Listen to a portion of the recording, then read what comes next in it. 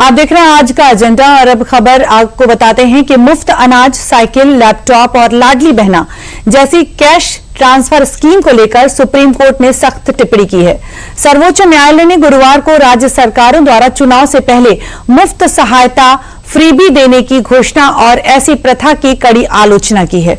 Supreme court ने पूछा कि यदि सरकारें ऐसे ही मुफ्त भोजन, मुफ्त बिजली देना जारी रखती हैं तो वो वास्तविक विकास के लिए धन की व्यवस्था कैसे करेंगी। दरअसल सुप्रीम कोर्ट ने चुनाव से पहले मुफ्त योजनाओं को लेकर तमिलनाडु सरकार को कड़ी फटकार लगाई है। उच्चतम न्यायालय ने कहा कि इस मामले को लेकर दूसरे राज्यों को भी कड़ा संदेश दिया जाएगा। भारत के चीफ जस्टिस सूर्यकांत ने कहा, इस तरह के फिजूल खर्ची से देश का आर्थिक विकास बाधित होगा। सुप्रीम कोर्ट ने कहा कि राजनीतिक पार्टियों को मुफ्त योजनाओं के माध्यम से संसाधन वितरित करने के बजाय ऐसी सुनियोजित नीतियां बनाई जानी चाहिए जिससे लोगों के जीवन में सुधार हो सके। सुप्रीम कोर्ट ने राज्य सरकारों को भी फटकार लगाई। दरअसल सुप्रीम कोर्ट ने फ्री बीज योजनाओं पर ऐसी ही चिंता जाहिर की। इसके पीछे क्या कारण है? दरअसल फरवरी में पेश हुए आर्थिक सर्वेक्षण 2025-26 में ये बात सामने आई कि मुफ्त योजनाओं के चलते सरकारों का खर्च बढ़ा है। आपको बता दें कि मुफ्त की योजनाओं से कितना नुकसान होता है। वित्त वर्ष 2026 में अनकंडीशनल कैश ट्रांसफर स्कीम पर कुल खर्च 1.7 लाख करोड़ रुपए तक का पहुंच गया है, जो राज्यों से सकल घरेलू उत्पाद का 0.19% से 1.25% और उनके बजटीय परिव्यय का 8.26% तक है। आपको बता दें कि इस योजना को चलाने वाले लगभग आधे राज्य पहले से ही राजस्व घाटे में चल रहे हैं और वो परिसंपत्ति सृजन के बजाय उपभोग को वित्त पोषित करने के लिए लोन ले रहे हैं।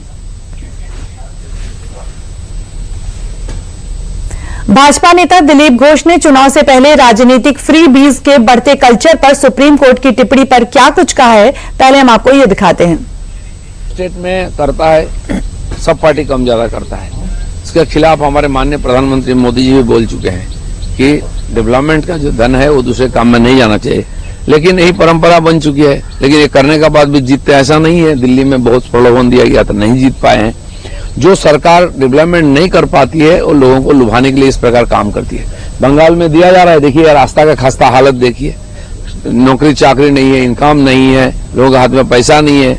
ये डोल पॉलिटिक्स चल रहा है, इसमें लोगों का भी भला नहीं होती, प्रदेश का भी भला नहीं होता है और बाद में पार्टी का भी अच्छा नहीं होती है लोगों के मन में। और इस खबर पर अधिक जानकारी के लिए हमारे साथ जुड़े हैं वीएन भट्ट जी। आइए इनसे जानते हैं। वीएन भट्ट जी, चुनावी समय की बात करें तो जब चुनाव का समय आता है तो राज्य सरकार द्वारा जो मुफ्त योजनाएं चलाई जाती हैं, इससे जनता को थोड़े समय के लिए तो राहत मिलती है, पर इसका जो असर होता है वो दीर्घकालिक होता है। क्या कहते हैं आप?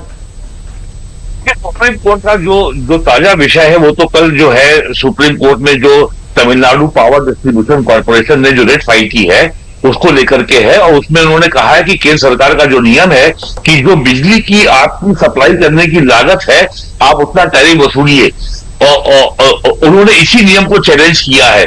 जबकि तमिलनाडु पावर कॉर्पोरेशन का जो घाटा है वो 50,000 करोड़ रुपए है। तमिलनाडु सरकार के ऊपर जो इस समय जो लोन है, कर्जा है, वो 10 लाख करोड़ रुपए है।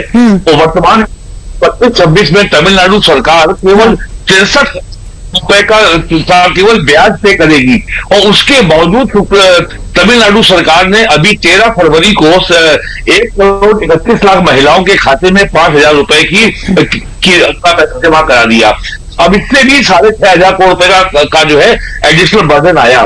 तो जब राज्य सरकार के ऊपर लोन बर्डन इतना ज्यादा ऑलरेडी है, 50,000 करोड़ रुपए का आपको तमिल पावर कॉर्पोरेशन में हो रहा है, तो ये जो नया खर्चा आपने बढ़ाया है महिलाओं को, और अगले महीने तमिलनाडु में चुनाव की घोषणा होने वाली है, अप्रैल में चुनाव है, यही काम पश्चिम बंगाल में हो रहा है। वहां पे हर व्यक्ति बिल्कुल हर जगह यही काम हो रहा है। वीएन भट्ट जी, बिल्कुल आपने सही कहा। बहुत बहुत धन्यवाद हमसे जुड़ने के लिए।